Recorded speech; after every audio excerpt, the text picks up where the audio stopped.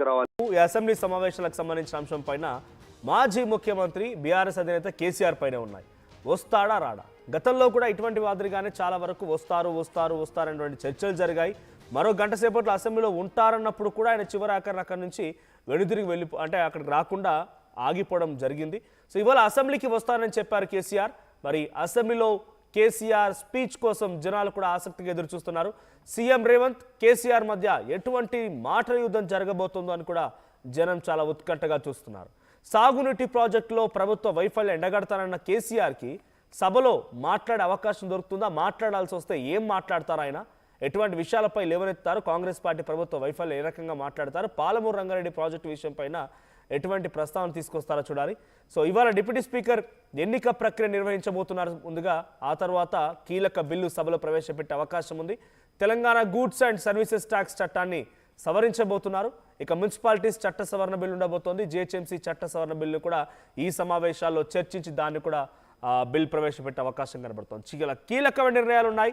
GHMC municipal చట్టంలో సవరణలు, Telangana goods and services ట్యాక్స్లో చట్ట సవరణ, అటు 42% రిజర్వేషన్ పైన బీసీల అంశం గురించి ఏం చేయాలి అనేటువంటి అంశం ఒకటి.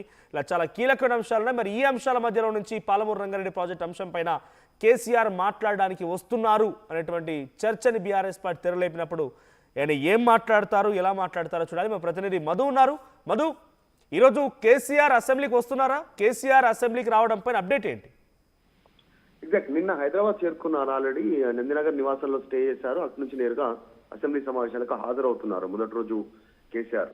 సో దీంట్లో కేసీఆర్ ఏం మాట్లాడతారు అసెంబ్లీ సమావేశాల సందర్భంగా అనేటువంటిది కాస్త ఆసక్తి ఉంది. ఎందుకంటే రీసెంట్ గా కేసీఆర్ సమావేశంలో మాట్లాడారు. ఎమ్మెల్యేలతో వీళ్ళందరికీ దిశానిర్దేశం చేశాను అనేటువంటి, పార్టీ ఎట్లా ఏ లైన్ లో మాట్లాడాలి, ఏ అంశాలను ప్రస్తావించాలి, 2 ఏళ్ల కాంగ్రెస్ పాలనకు సంబంధించినటువంటి విషయంలో అనేటువంటిది.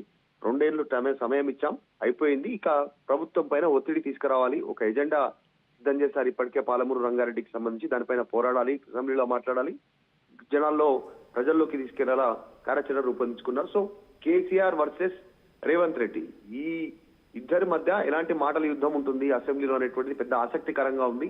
ఈ రోజు ఉదయం 10:30 అసెంబ్లీ సమావేశాలు ప్రారంభమవుతా ఉన్నాయి. ప్రారంభమైన వెంటనే జనరల్ గా సాధారణంగా అసెంబ్లీ సమావేశాలు ప్రారంభమైన తర్వాత జరిగే సాధారణ ప్రక్రియ చనిపోయినటువంటి మాజీ ఎమ్మెల్యేలు ఉమ్మడి ఆంధ్రప్రదేశ్ కావచ్చు, తెలంగాణ కావచ్చు, వారికి సంతాప సభ ఉంటుంది. సంతాపం వ్యక్తం చేస్తారు, దానికి సంబంధించినటువంటి తీర్మానం చేస్తారు, ప్రవేశపెడతారు. తర్వాత ఈ రోజు సభ వాయిదా పడుతుంది. వాయిదా పడే కంటే ముందు కొన్ని కీలకమైనటువంటి బిల్లుల ప్రస్తావన ఉంది.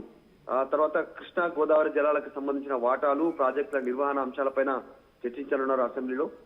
దీనికోసం రెండు ప్రధాన పార్టీలు, కాంగ్రెస్ కావచ్చు, ఇటు బీఆర్ఎస్ కావచ్చు, ఇద్దరు సిద్ధమయ్యారు. దీనికి సంబంధించి అధికార కాంగ్రెస్ పార్టీ ఏమో 10 ఏళ్లలో ప్రాజెక్టును కంప్లీట్ చేయలేదు, నిర్లక్ష్యం చేసింది బీఆర్ఎస్ అనేటువంటి అంశాలని పవర్ పాయింట్ ప్రజెంటేషన్ ద్వారా వివరించడానికి సిద్ధమవుతుంటే, బీఆర్ఎస్ ఏమో వచ్చి 2 ఏళ్లైనా ₹1 కేటాయించలేదు. కేవలం 15 నుంచి 20% మధ్యలోనే పెండింగ్ ఉన్నాయి ప్రాజెక్టులు. ఇప్పటివరకు కంప్లీట్ అయ్యేది ఉండే, కావాలని వాటిని పెండింగ్ పెడతా ఉన్నారు అనేటువంటిది బీఆర్ఎస్ సిద్ధమవుతుంది. సో పోటాపోటీ ఉండే అవకాశం ఉంది. ముఖ్యంగా కేసీఆర్ సభకు రానుండడం, ఏం మాట్లాడతారు అనేటువంటి చర్చ జరగడం, రీసెంట్ గా కాంగ్రెస్ పైన కాస్త విరుచుకుపడడం, డైరెక్ట్ గా కేసీఆర్ సభకు వస్తానని చెప్పి వస్తుండడంతో చర్చ కొనసాగుతుంది. మధు, ఈరోజు సభ తర్వాత కొంత పిఎస్సీ